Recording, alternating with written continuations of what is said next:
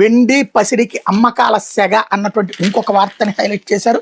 5,700 రూపాయలు తగ్గిన కిలో వెండి ధర, 1,600 రూపాయలు నష్టపోయిన 10 గ్రాముల బంగారం ధర అన్నటువంటి వార్తని హైలైట్ చేశారు. ఇకపోతే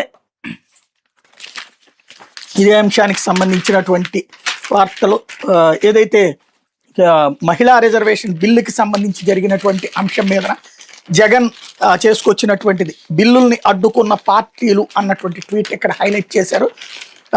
ఎక్స్ ఖాతాలో గణాంకాలతో మాజీ సీఎం వైఎస్ జగన్ పోస్ట్, ఇటు మహిళా బిల్లుకి సాకారం కాలేదు, అటు దక్షిణాదికి న్యాయం జరగలేదు, దీనిపై ఆ పార్టీలు ఆత్మవిమర్శ చేసుకోవాలి, 50% సీట్ల పెంపే దక్షిణాది రాష్ట్రాలకు ప్రయోజనకరం, 2011 జనాభా లెక్కలతో నష్టం, 2026 జనాభా లెక్కలు అమలైతే మరింత నష్టం, బిల్లులను అడ్డుకోవడంతో దక్షిణాది రాష్ట్రాల ఎంపీ సీట్లు తగ్గే ప్రమాదం, అలాగే ప్రాంతీయ అసమానతలు తావివద్దంటూ లోక్సభలో వైఎస్ఆర్సీ పక్ష నేత మిథున్ రెడ్డి సూచన, డీలిమిటేషన్ దేశ నిర్మాణ ప్రక్రియలో ఉండాలి, కమిటీల్లో ప్రతిపక్షాలకు ఖచ్చితంగా చోటు ఇవ్వాలన్నటువంటిది హైలైట్ చేశారు. అయితే నారీ సారీ అన్నటువంటి వార్తని ఇక్కడ హైలైట్ చేశారు.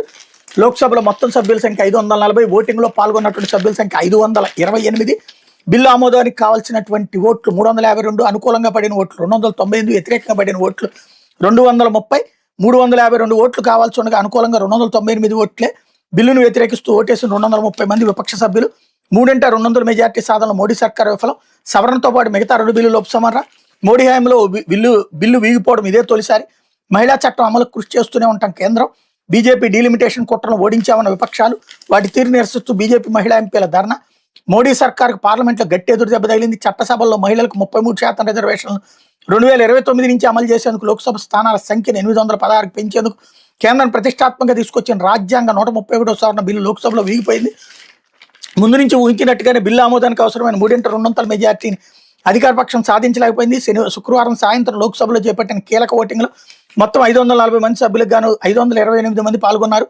బిల్లు ఆమోదానికి 352 ఓట్లు రావాల్సి ఉండగా 298 మంది మాత్రం అనుకూలంగా ఓటేశారు.